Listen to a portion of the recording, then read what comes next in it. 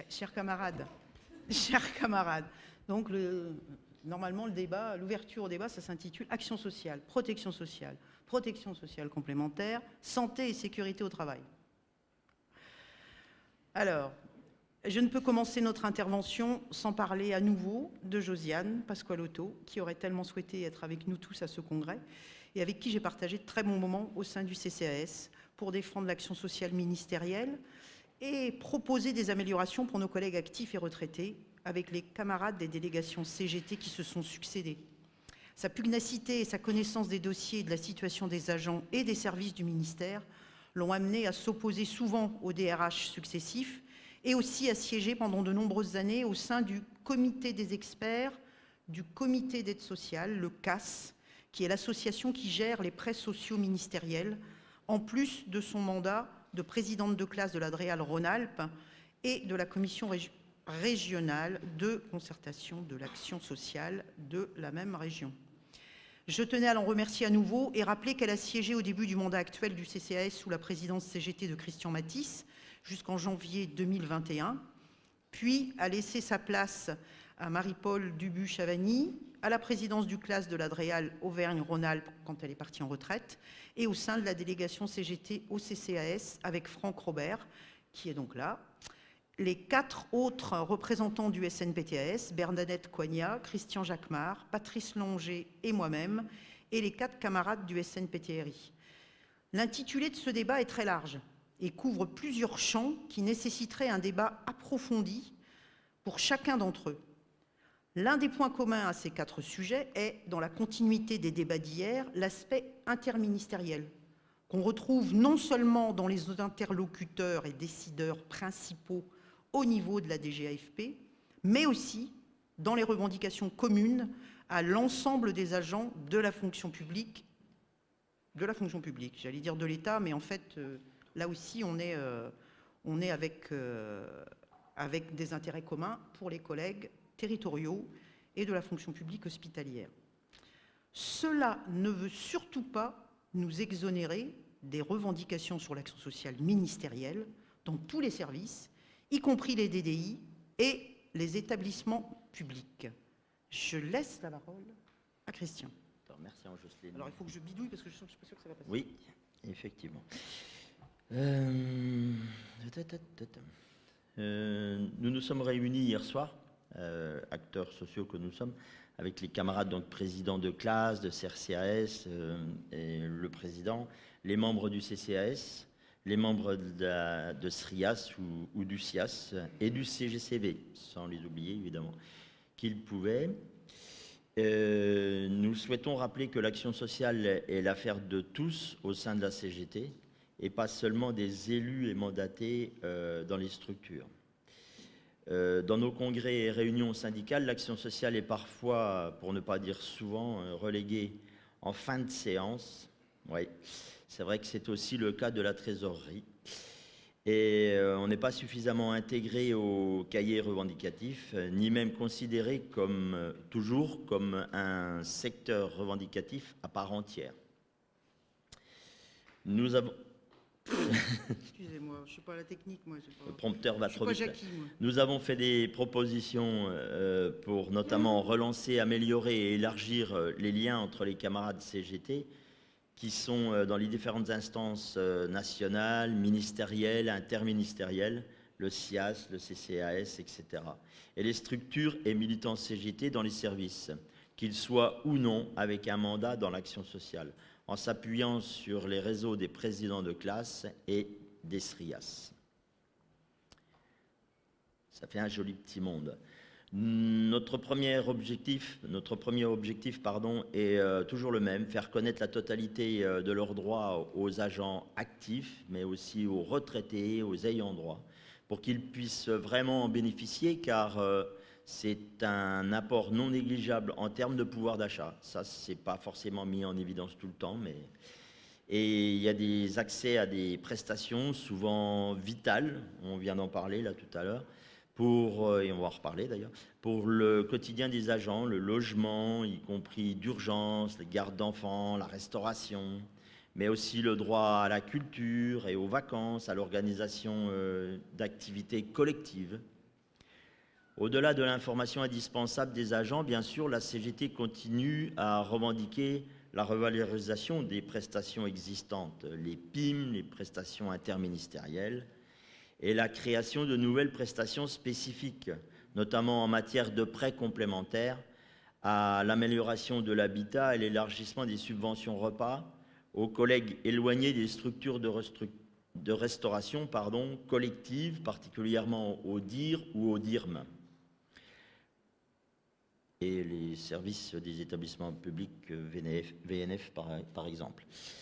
Le devenir de l'action sociale ministérielle est fragilisé par le transfert des crédits de restauration collective des agents des DDI sur le budget du ministère de l'Intérieur au 1er janvier 2022, c'est-à-dire demain, qui aboutit à une diminution du projet de loi de finances 2022 et qui éloigne encore le droit de regard des classes sur ce domaine de l'action sociale pour les agents des DDI.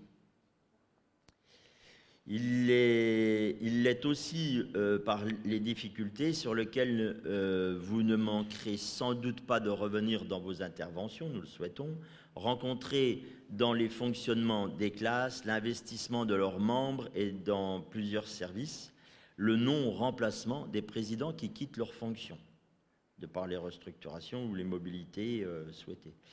Mais l'accueil... Ouais. Dur. L'accueil des nouveaux arrivants dans les services et dans les écoles se fait de plus en plus sans inviter les présidents de classe, et la prise en charge des crédits d'action sociale par les SGCD dans les DDI ne se passe pas non plus au mieux selon les services, avec un retrait quasi total de l'implication des directions, sauf quand il s'agit de mettre des bâtons dans les roues et de restreindre la participation des agents aux actions proposées par le CLAS, évidemment, puisque c'est pendant le temps de travail. Nous ne souhaitons pas aller plus loin dans cette ouverture de débat et nous ne reviendrons pas sur le volet antérieur qui a été développé sur la protection sociale complémentaire, pour laisser d'abord la parole à Thierry sur la santé et la sécurité au travail. Puis ensuite, nous débattrons. Merci. Merci.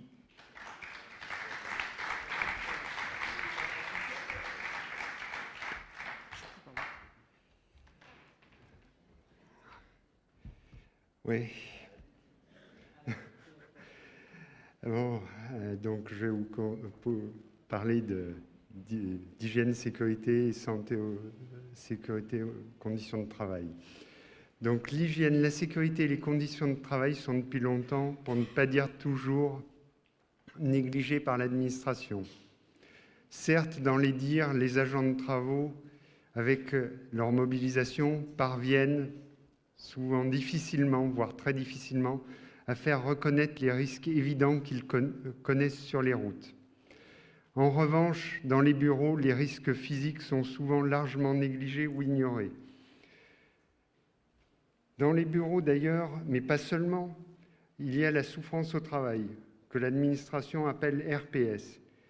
C'est donc une question qui traverse tous les services.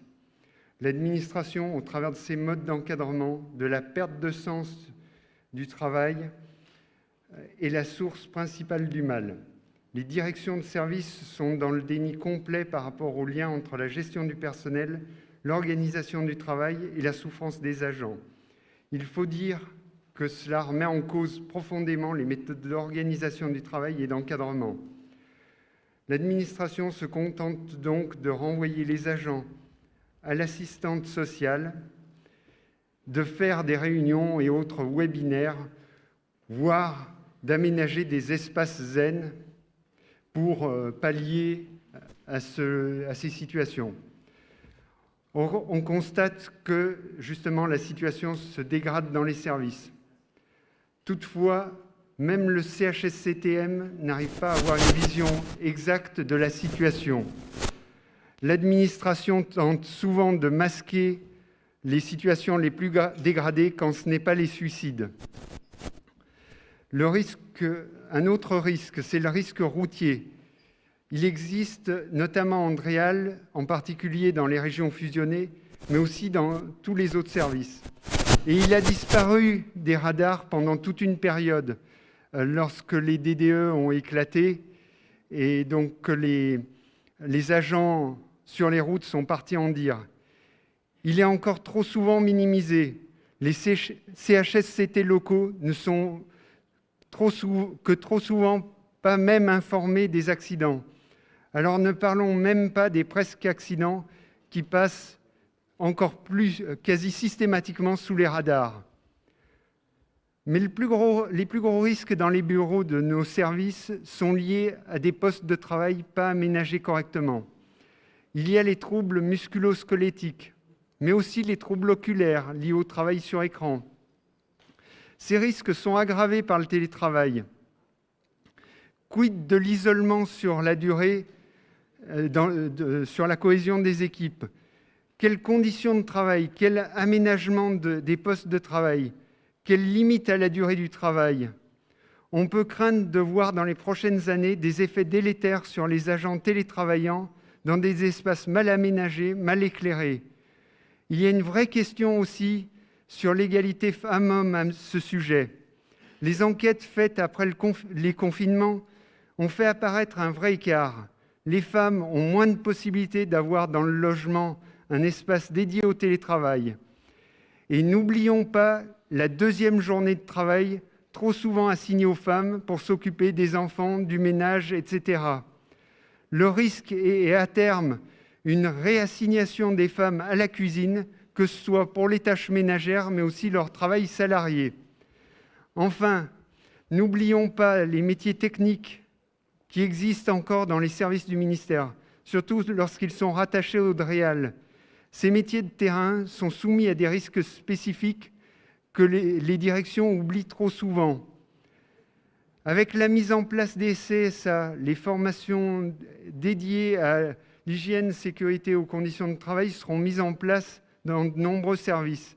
Néanmoins, il est à craindre que les questions d'hygiène, sécurité et conditions de travail ne soient reléguées au second plan, car les compétences des formations dédiées seront amoindries par rapport à celles des CHSCT et les camarades se retrouveront encore plus aspirés dans les instances qui se multiplient.